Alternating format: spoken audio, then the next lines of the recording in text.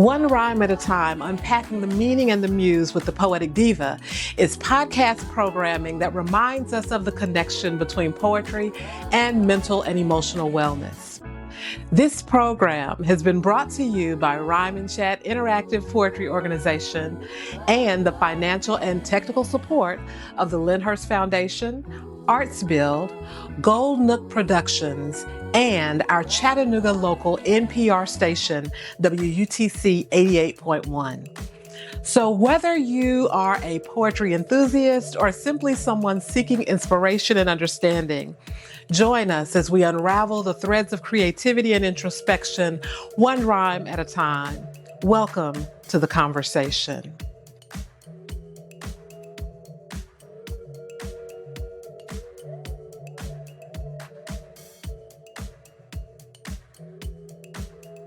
Welcome to One Rhyme at a Time, Unpacking the Meaning and the Muse podcast, where poetry meets mental wellness right here in the heart of Chattanooga, Tennessee.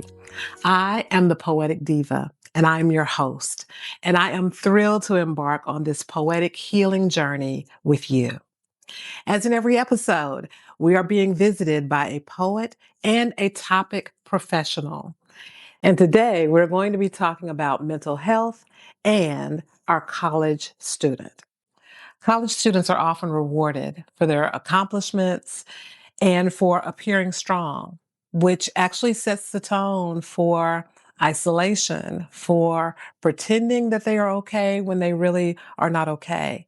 And also it sets the tone for suffering in silence. Many of our college students aren't just chasing degrees. They are surviving challenges, many things that will never make it on their resume. Today we are being visited by college student and poet Jada Mills and Director of College and Career Success, Dr. Michelle Caldwell. So let's meet our first guest, Jada Mills. Jada Mills is a 22-year-old creative entrepreneur, photographer, and founder of Mills Collective Photography.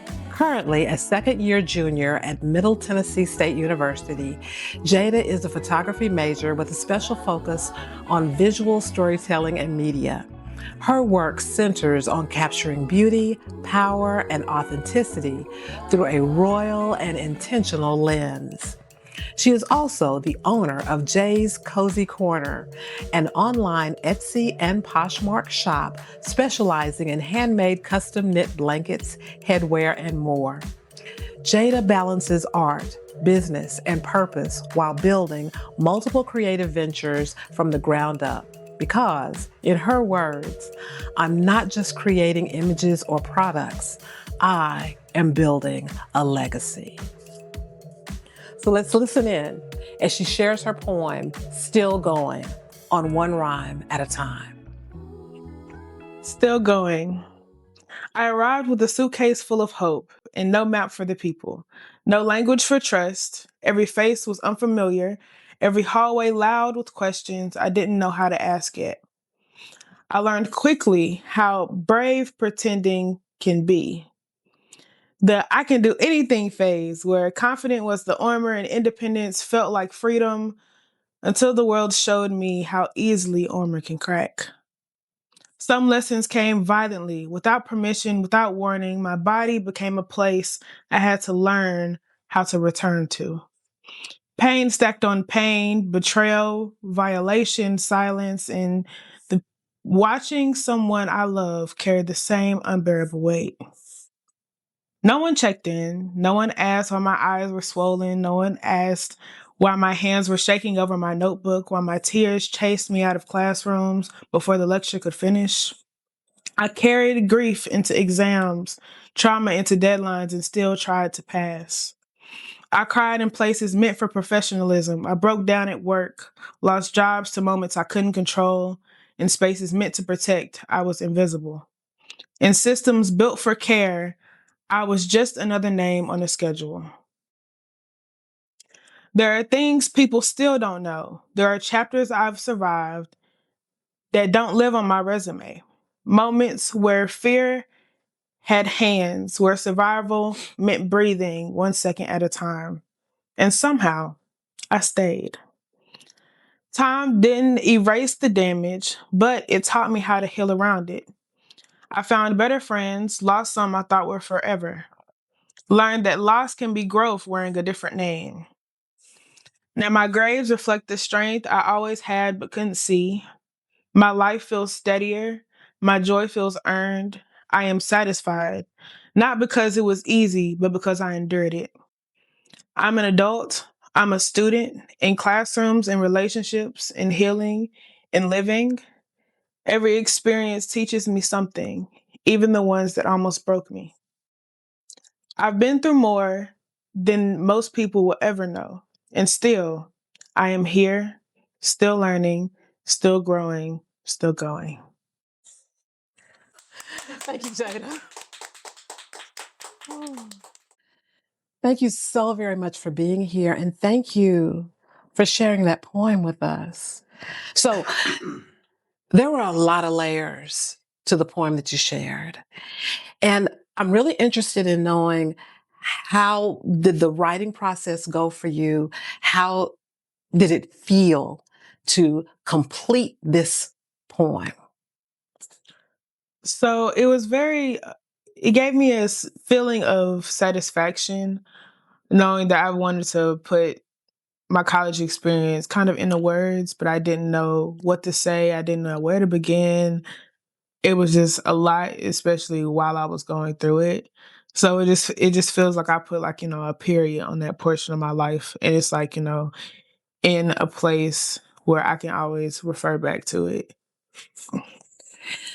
So you begin your poem with a suitcase full of hope and no map for the people. A suitcase full of hope and no map for the people. Expound on that for us. What did that mean?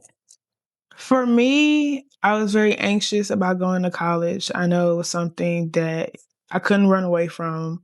I hoped for the best, but that's all I could do. All I could do was hope for the best, knowing that I have no idea what environment I'm putting myself into and the experiences that may come from it. So the suitcase full of hope was like, okay, I gotta move regardless. And I don't know nobody where I'm going, but I'm just hoping that I'll make a friend. I'm hoping that, I won't leave and have to come back. Yeah. Yeah. There were so many really captivating lines throughout your poem. Another, I learned quickly how brave pretending can be. So what kind of pretending were you doing, and why did you feel that it was necessary? Pretending not to be nervous, trying to channel my inner like brave soul because I am very introverted. I prefer not to talk. I don't spoke until spoken to, but that also makes me miss out on a lot of interactions and relationships that I could build for the person who's also like me, who doesn't speak until spoken to because we just won't talk to each other at that point. So I had to, kind of leap off that bridge and channel my inner like superhero. I got this and embark on those adventures. So we do have a question that came in from the studio audience. And in the poem, you write about learning how to return to your body. What did that healing look like for you?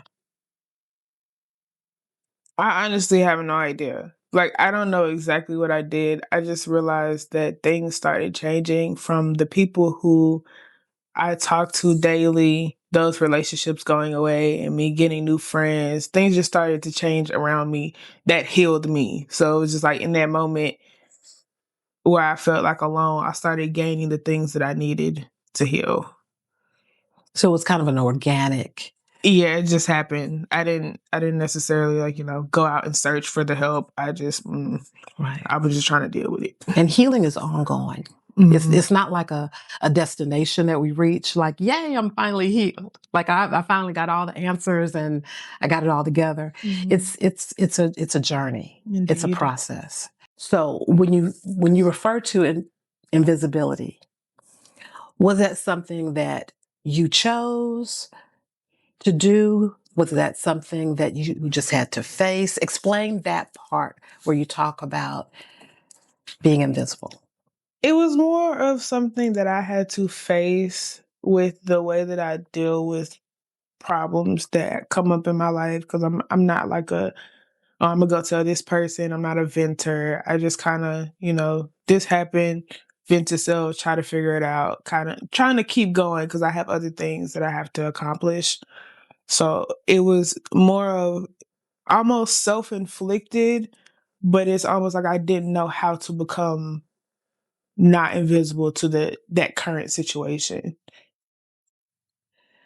So, in hindsight, I know that there's a lot of things that parents try to do to prepare their high school child for college. Mm-hmm. I know there's a lot of programs and things in place in schools to Mm-hmm. prepare a high schooler for college.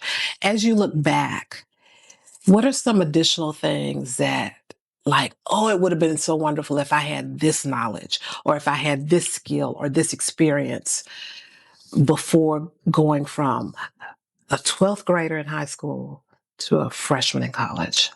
So some of these things are like things that I think I need, but also that I've seen other college students need. And number one is how to grocery shop and how to cook. Mm. A lot of students are eating ramen noodles and they're just eating whatever's on campus, but you get tired of Chick-fil-A and you want real food. Yeah. And the only time you eat real food shouldn't just be when you come home for the holidays. Another thing is debt, because you kind of turn 18 and then you owe everybody. And it's just like, dang, I owe everybody. I have to go to school and I'm finna owe y'all how much? Like, it's very overwhelming. And it's important to know how to navigate that appropriately to where you're paying, of course, paying your debts back, but doing it in a smart way so where it doesn't overwhelm you as soon as you graduate.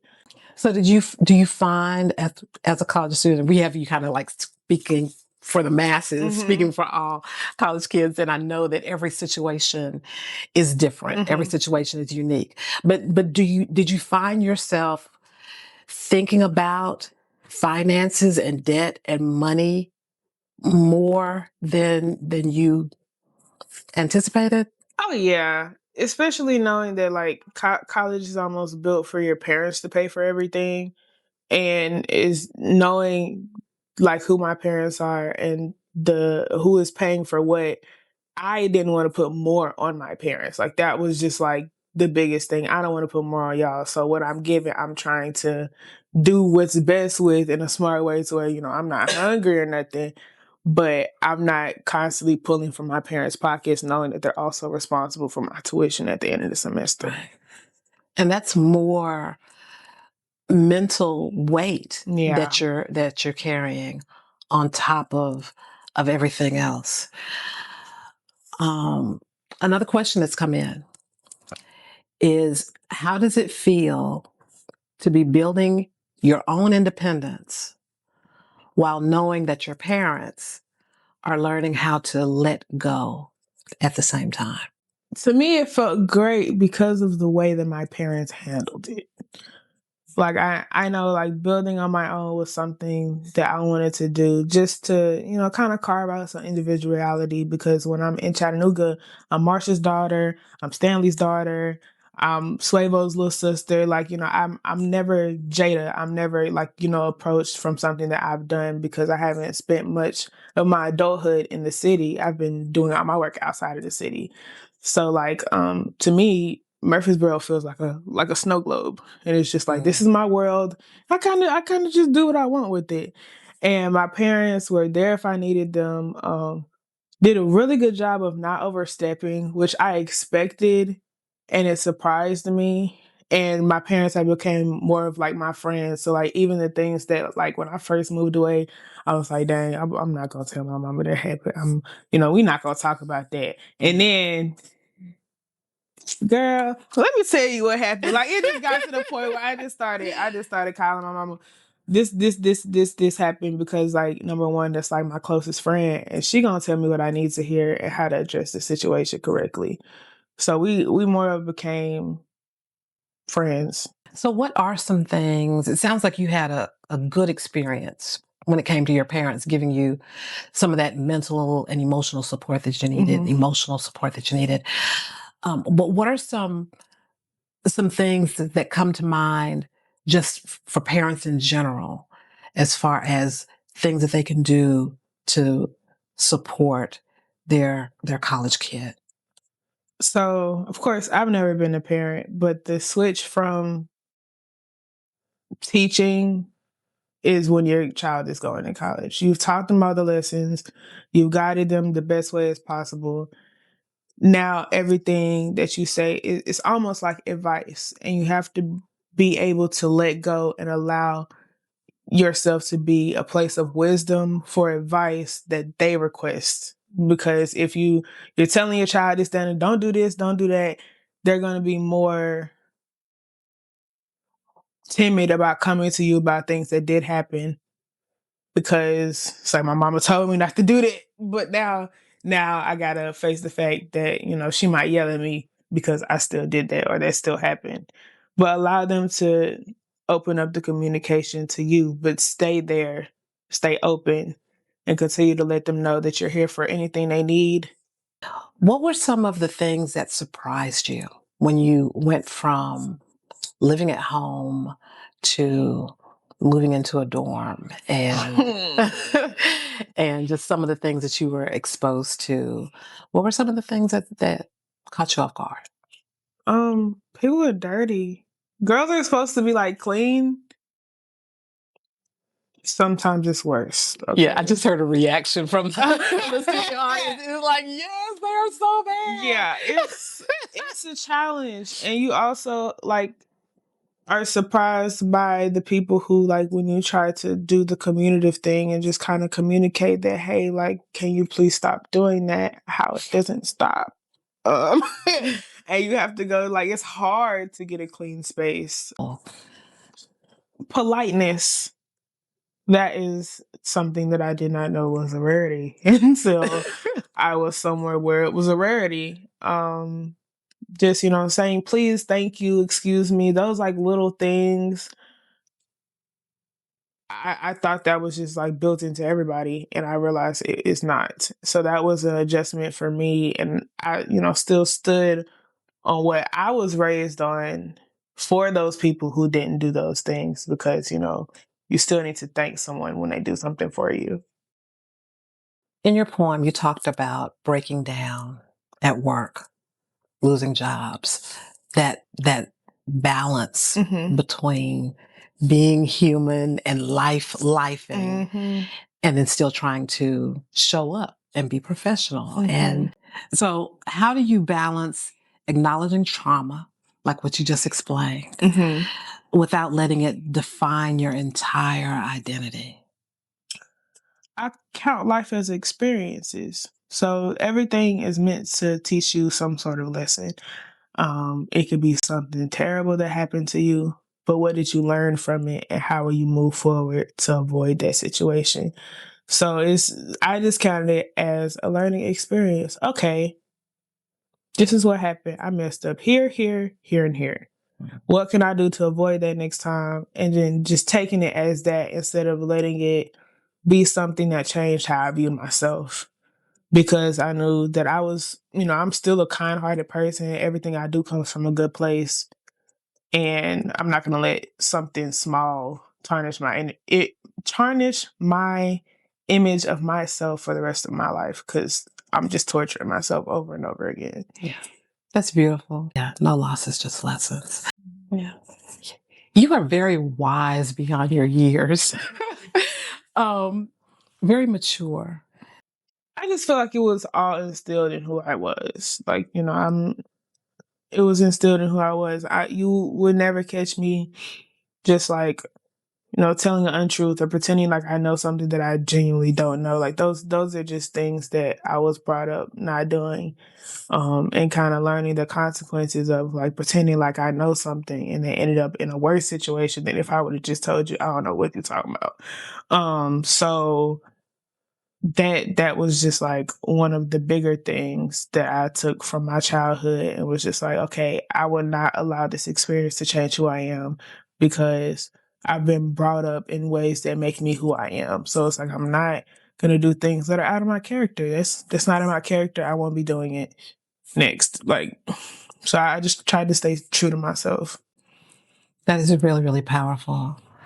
I think back on when I first left high school and went to college, I was still trying to figure out who I am and what are my standards and what do I really believe in? And do I believe this because my mom and daddy told me to believe this, or do I believe this because I truly believe it? I was still trying to figure it out. And it sounds like you are very, very secure in who you are and what your standards are and what you will do and what you will not do. Mm-hmm. And that is truly, truly powerful. I think that's when the rebellious side of like you being a kid comes into play, because there are certain things that you take from your parents and other things that you like leave because, you know, that's not something that you agree with. And morphing those two together just kind of makes you like, okay, I know what I really want to do, like point blank period. Yeah. So if you could speak to the version of yourself who had the suitcase full of hope, what would you say to her now to prepare her for her journey? It's going to be okay. Mm-hmm. Like, you're definitely going to have some highs and some lows, but all of it is going to kind of mold you. It's character development. Like, if you think of it as in like you're player one in a game in first person view, it's character development. So everything you go through is developing your character for greater. You just got to get through it. So if this poem could start a conversation on campus, what would you want the conversation to be about? I don't think that's up to me. Honestly, it's kind of like, you know, also being an artist, like just kind of, you can't predict people's perception, but what's needed to come of it will come of it. So whatever conversations needs to be started, something as small as, you know, my few words, what I had to say, can spark a whole movement that could change the world. That is so very true. That is so very true. Are there any closing things that you would want to say when it comes to just the mental health of our college students, as you want to address other college students, parents, administrators? Do you have any closing thoughts? I would say for other college students, that it is okay to be alone. I think there's like this weird idea around, like, you know, you have to do it with some people. It's okay to do some things alone. And that there's a difference in being alone and feeling alone. Totally different feel. And just keep going. I really think everybody needs to experience college, whether you stay or not, because it is an experience that you need to have. Just the independency, not knowing anybody, because that is the first and only time it would be that easy to move to another city and start over. That would be the first time it's ever that easy. So yeah. We thank you. We thank you. We thank you. Before we end, I would love to get contact information on how people can support the businesses that you've put into place. So what are some ways that people can support and contact you through your business ventures? Okay, so for my photography business, I can be contacted through millscollective.photo.com, as well as Mills Collective on our platforms, including Instagram and Facebook. Facebook may be my legal name, so Jada Mills, JADAMILS. And for Jay's Cozy Corner, there's also a business page attached to my photography page that you can reach that info at, as well as my personal page is simply _ J18. There are links to place orders through my Etsy account. Okay, and we can find Jay's Cozy Corner on Etsy. Etsy and Poshmark, soon to be available on eBay. and more products coming out soon. Nice. We thank you for your time, for sharing your poetry, for being so transparent and vulnerable with us. And we wish you well on your college endeavors. We thank you. Thank you so much. Thanks to Jada for sharing her poem, Still Going with us, and for giving us a deeper understanding behind the meaning and the muse of her poetry and her personal experiences. So as we prepare to talk to our guest, Dr. Michelle Caldwell, it is important that I remind you that this podcast, it is a conversation. It is not meant to be a substitute for therapy. Always seek the advice of your physician or qualified mental health professional with any questions or concerns that you have regarding your mental or physical health. Now, with that being said, let's welcome our guest, Dr. Michelle Caldwell.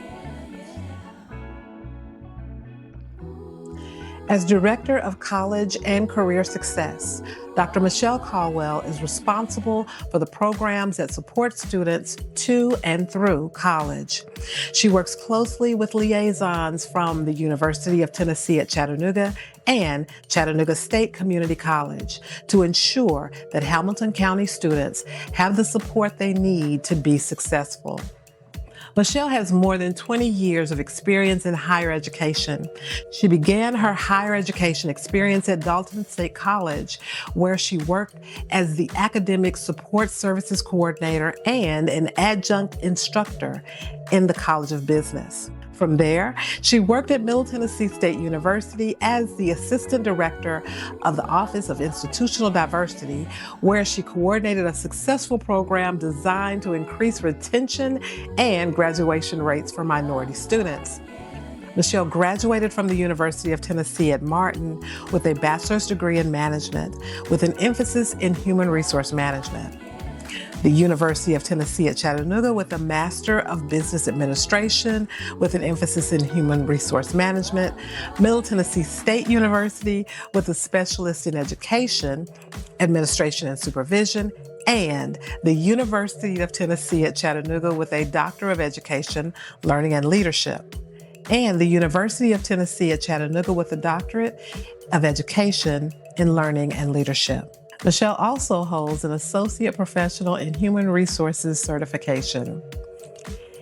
In her leisure, Michelle enjoys traveling with her husband and sons, cheering on her sons in their athletic endeavors, singing, and reading.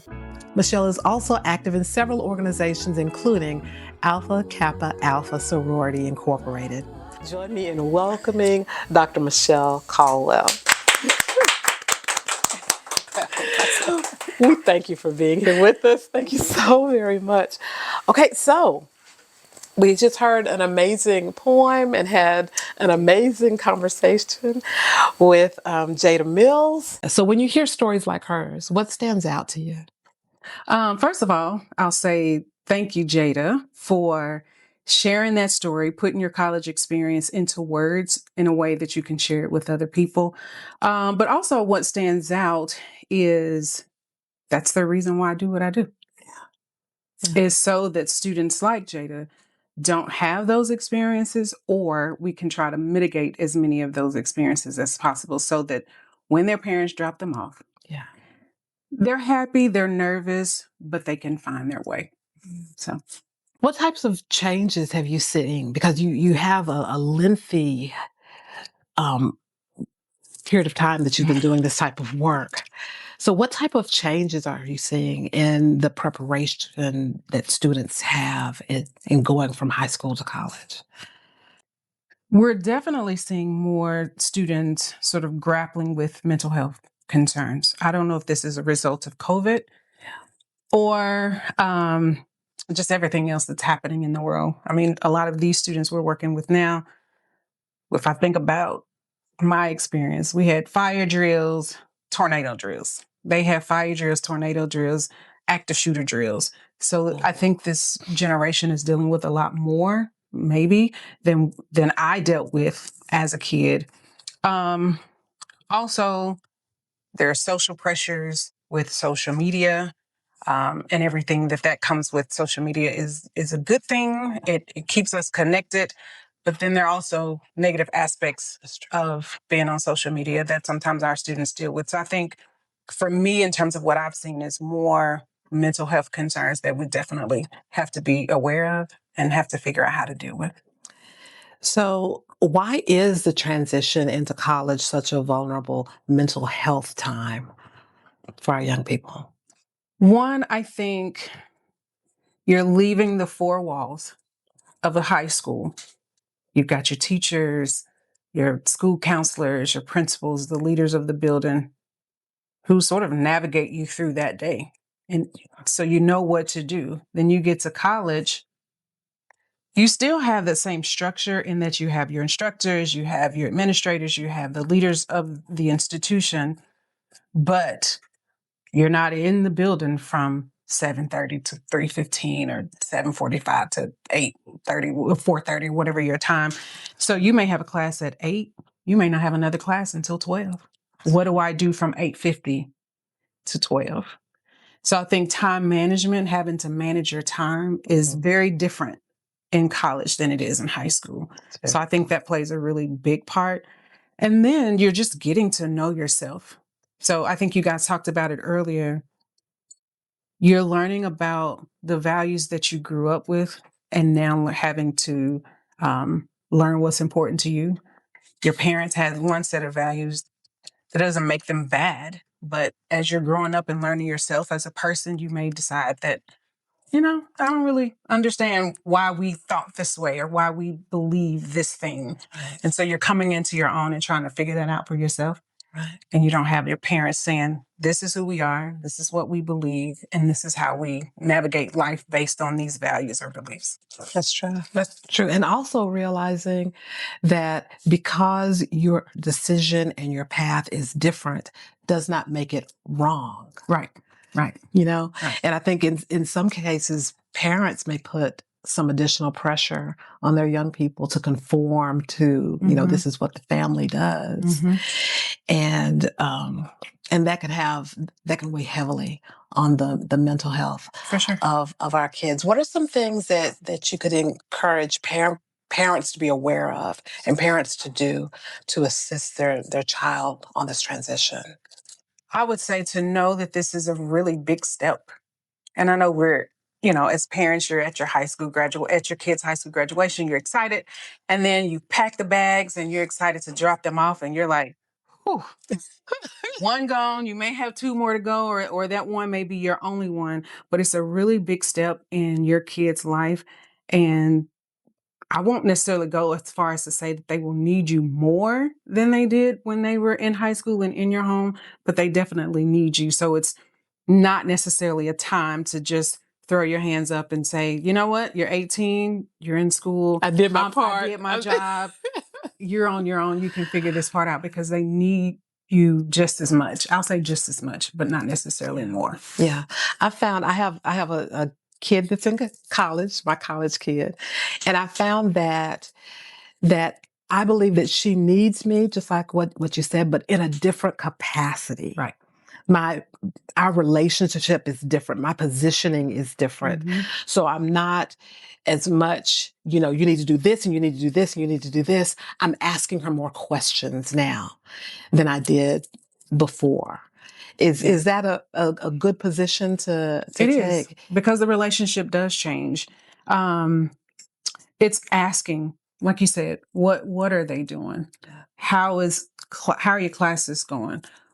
What are your challenges? What's working and what's not working? Instead of just, a lot of times, and also not just focusing on grades, but the social aspect. I know parents don't want to think about the fact that their babies are living the college life, that, they may have this perception that it's all about getting up, going to class, coming to your room, doing your homework, and that's the extent of it. But also there's this huge social aspect of being a college student and helping them to navigate through that and to make sure that they understand how to navigate that.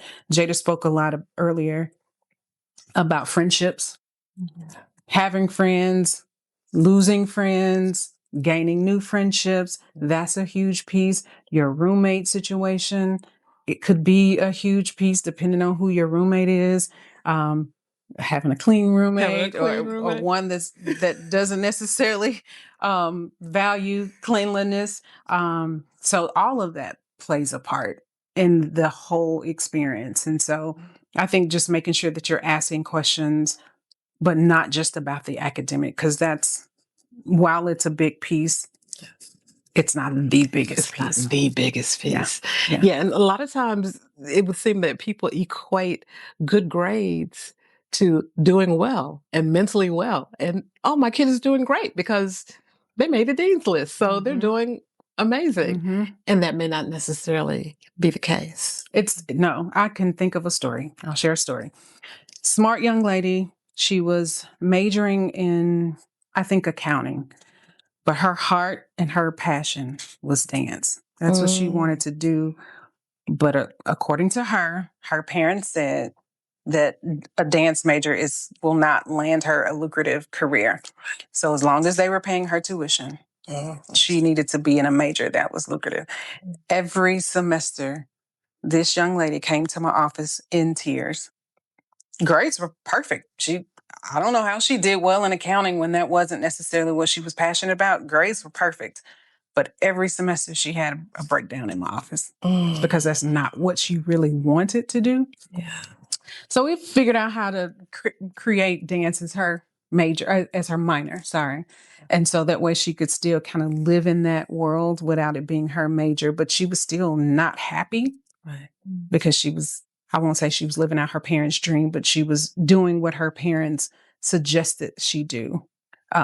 Because their goal for her was to have a lucrative career after graduating from college. So how does a situation like that, how does that impact, or how can that negatively impact a student's mental health? Like, that's a lot of pressure.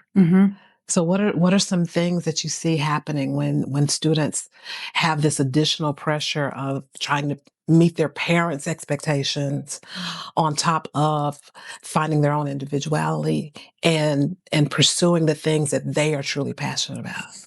Sometimes they don't. Sometimes they, in this student's case, she listened to her parents, followed what they wanted her to do. And while she was in college, she wasn't happy at all. So her dance classes that she was able to take as a minor, which is only about 5 classes, was where she found her happy place. So outside of that, she didn't enjoy the full college experience. And so I think she walked away from that experience having graduated with an accounting degree, but an experience that she may not necessarily look back on and say, those were some good times. Yeah. Because she wasn't happy. And then other students, I mean, of course, we know that graduation rates at a lot of colleges are not high, so which means students drop out or stop out. And so a lot of students sort of succumb to the pressure and they end up dropping out because it is a lot when you're trying to find your own space in this world. But you still have your parents saying, no, you're going to do exactly what I tell you to do. And in this young lady's case, her parents were paying for her to be there. So she felt obligated to do what they were asking her to do. Yeah. Still wanting to please mom and dad. And then also it's like, I can't pay for it. Right. Because the alternative was student loans. Yeah. Oh, that's a lot. Yeah. That's a lot. That's a whole nother conversation. So, okay. So this is actually a question that came in from our studio audience. How can the parents of a super student, so these are the ones that are excelling academically, and I can add to this, even those who are super athletic or very, very gifted when it comes to musicianship, and they're like in the band and on a scholarship and things of that nature. How can parents prepare those students for the bigger fishbowl effect of college? I think it's almost the same, really. Okay. It's just helping them understand what they're walking into. I'm probably going to quote this wrong, but one of the things that Jada said in her poem was a suitcase of hope but a hallway of questions. Yes. I think it's the same for most students, whether you're going as an athlete or you're going as a person in the band or you're going as a person who's interested in psychology, right? You're going with the hopes of graduating, but there are so many unknowns about the journey. So I think just preparing them for, because it's hard to prepare for unknowns, but prepare as much as possible in terms of, to Jada's point, teaching them how to cook, how to grocery shop, how to do laundry, and some of those things. But then also just being that support system and that listening ear when they get to school and start experiencing some of the things that come up for college students. Yeah. So when students say that they feel invisible, that was one of the things that Jada mentioned, in systems that are designed to support them, what is it that's actually breaking down? Just based on your experience, what usually is the problem when students begin to feel invisible? I think it's just a lot happening.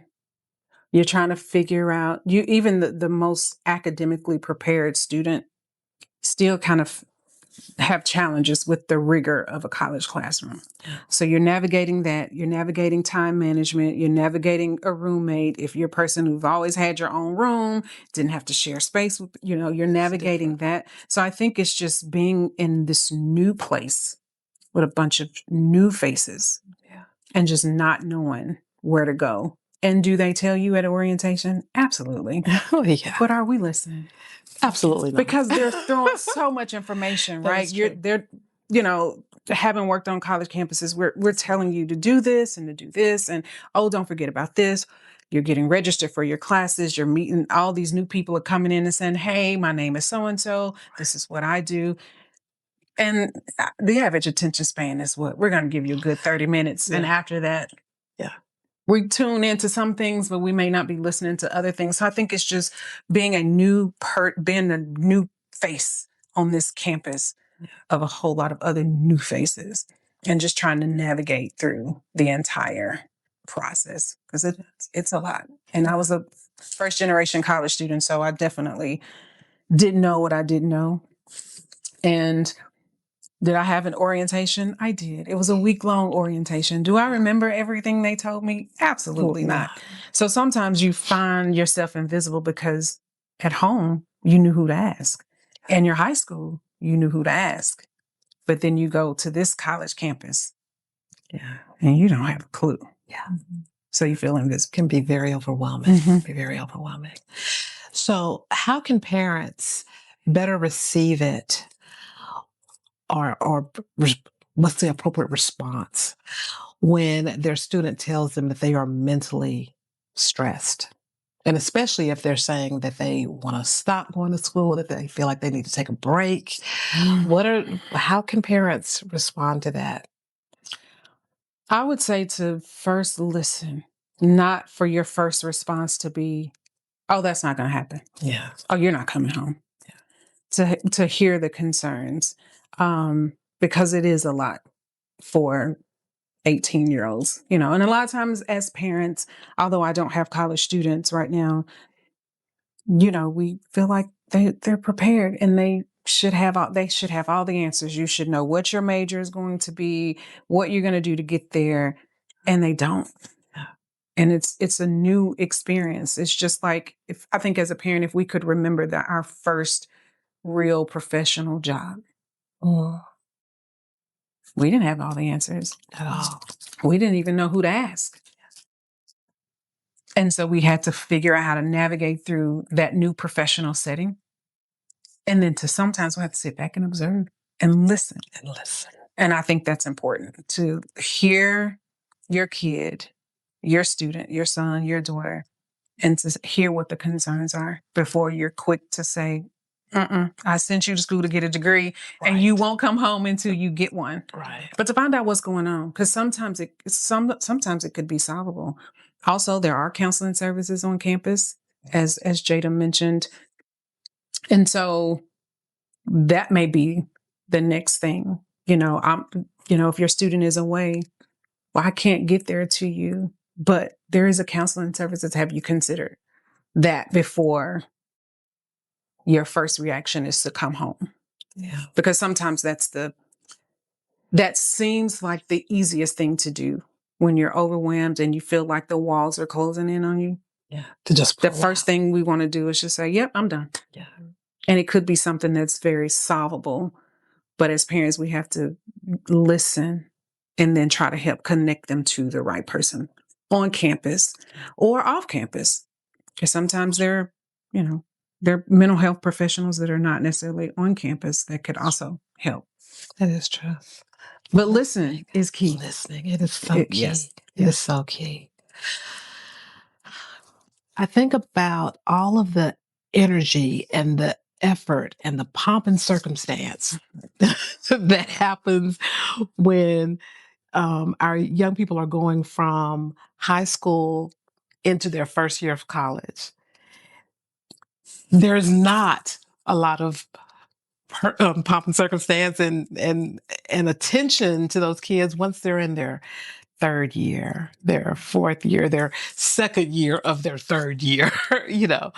What are some like continuing support that the community, that home can provide for our college kids as they're going into those latter years of schooling? Some of the support is the same. Okay. So checking in to Jada's point, checking in, just making sure that they're okay, but also helping to, at that point, helping them to prepare for the next transition. Yeah. Because you've got your transition in, but you also have your transition out. That is very, very valuable. Career, yeah. Conversations about what is it, because we have a lot of students who graduate with a degree in a thing that they don't necessarily want to, they don't want to work in that field anymore, or they don't know what to do with the degree. So helping them to begin to prepare for that phase, that transition out of now you're in a new bubble. Yeah. So you went from your high school bubble to your college bubble. And then we've got to transition you out of this college bubble to what we call the real world. The real world. Yeah. That is so true. How will you earn your living?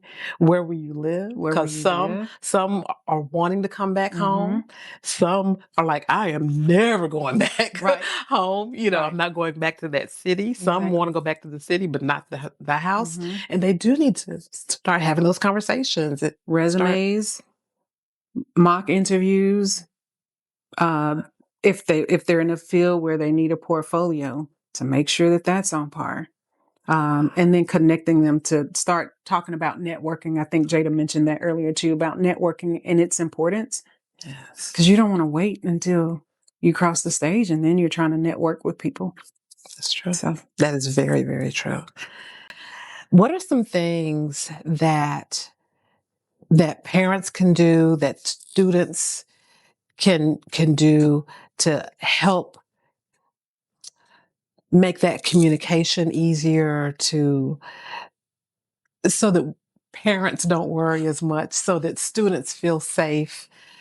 What are some things that you can suggest? From a parent's perspective, I would say listen for what your kids don't say.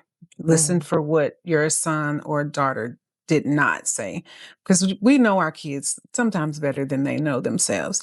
And so sometimes you can hear it in a tone. Sometimes you can hear the uncertainty in what they're telling you, or if they're trying to hurry up and rush you off the phone. Yes. There's some things that you just have to have that third ear listening for that. As far as from a student's perspective, it's easy for me to say, just communicate with your parents and let them know. But having been there, it's not that easy, because you're trying to figure it out on your own. So you don't want to, I think Jada mentioned this, not wanting to burden your parents with what you've got going on. And so I would say, if you feel like your parents are a safe space, then definitely take advantage of that and, communicate with your parents. If not your parents, I would definitely say to have another adult on campus that you trust and that you believe have your best interest at heart. And that person could be, although an RA may not necessarily be like what we would consider to be an adult, because I was an RA, but it may start with your RA. They're trained to listen, to hear your concerns, and then to connect you to the right resource on campus. If you're in an organization and there's an advisor who's over that organization that you trust, I would lean on that person. Your academic advisor, if it's something academic related. So sometimes we may not, as a student, may not always feel comfortable having conversations with our parents about certain things, but I would say don't go it alone. Yeah. Find a trusted Advocate adult for yourself. Mm-hmm. And find that trusted adult on campus, or a senior or a junior if you're, freshman coming in, because they've already navigated that water that you're trying to navigate through. That's powerful. That's really good. That's really good. I'm fortunate in that my daughter was willing to share her location with me. And so that speaks to the type of relationship that she and I have. But it also brought me some peace and some comfort in that I and it's not like I'm like constantly in my phone, like, where's she at now? Where's she at now? It's not that type of thing. But if there's a situation to where I'm reaching for her and the pattern is broken, it's like, okay, it's been 4 hours and I haven't heard back from her. She hasn't sent me a thumbs up. She has, I can check her location and it's like, oh, okay, she's in study hall. She's in, and it kind of puts my mind at ease. So that's one of the things that's been really helpful in my relationship with my daughter and making sure that she's safe and things of that nature. One of our studio audience members had said something about having phone numbers for other people, like if you're not able to get in touch with your student, maybe having somebody else that you can call as a parent Are there any other things that you can think of along those lines that? Yes. If you're on the campus, if your son or daughter is living on campus, the RA, having the RA's phone number, or the director of the resident hall, because that person can reach out. If you're like my mother, who somehow found the phone number to the dean of student affairs, you can always try that. Right. But just having a trusted adult on campus, primarily if the student is living on campus, having somebody that you can reach out to say, hey, I'm just checking. Yeah. Haven't heard from Jada and just want to know, is she good? Right. Yeah. That does help the parents. It really does. It really does. So are there any other things that you can think of that you want to share with us? I would say, and I sort of said this earlier, but from a student's perspective, understand that the transition from high school to college is a lot. But know that you can get through it. I would surround yourself with positive people. Know who's on campus, what resources are on campus, and not to say that you have to know them all, but if you know one person, that one person can connect you to those resources, and that becomes your trusted person. Like, listen, here's what I'm going through. You may not even, want to tell them all the details, but if I'm having a moment and I need to talk to somebody, hopefully that person can say, oh, you need to go to counseling services. Again, if they're in the residence hall, it can be their RA to just say, listen, I don't know what's going on, but I'm feeling something and it's not good.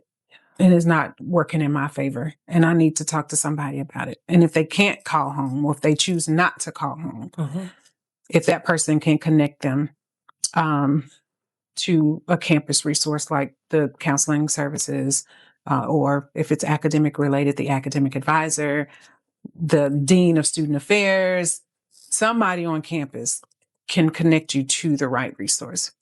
I would say for a parent,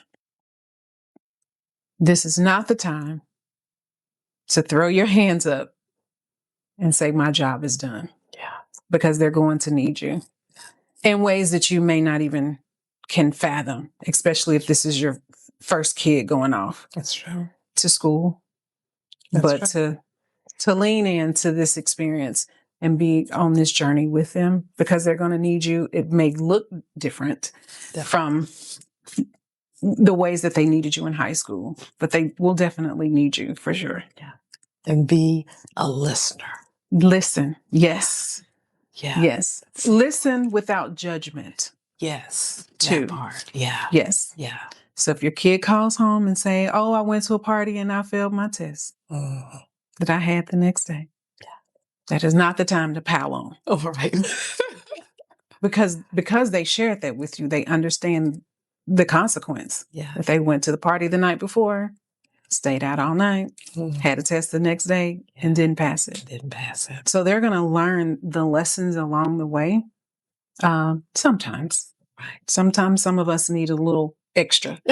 but to be there to support them through this, because it's an interesting journey that they're on. And it means so much that they even called to let you know that. And you don't ever want to burn that bridge to where they don't share. Right. So if people want to get in touch with you, what is the best way? I work for the Public Education Foundation.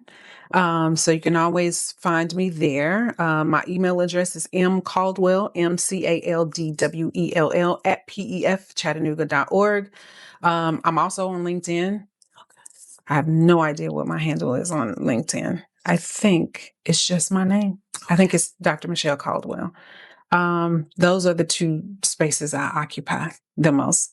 Otherwise, you'll find me at a basketball game. Right. Supporting your sons. As you should. We thank you so very much for your time. Thank you for being with us.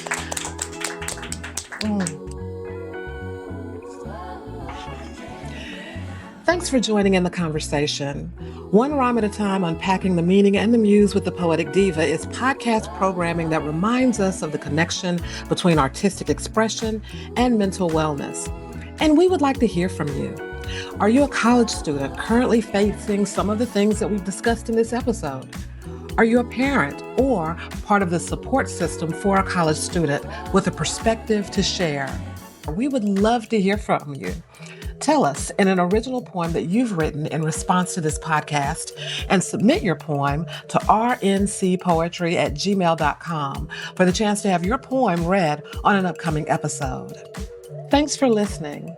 Don't forget to subscribe, rate, share, and leave comments for us on your preferred podcast platform.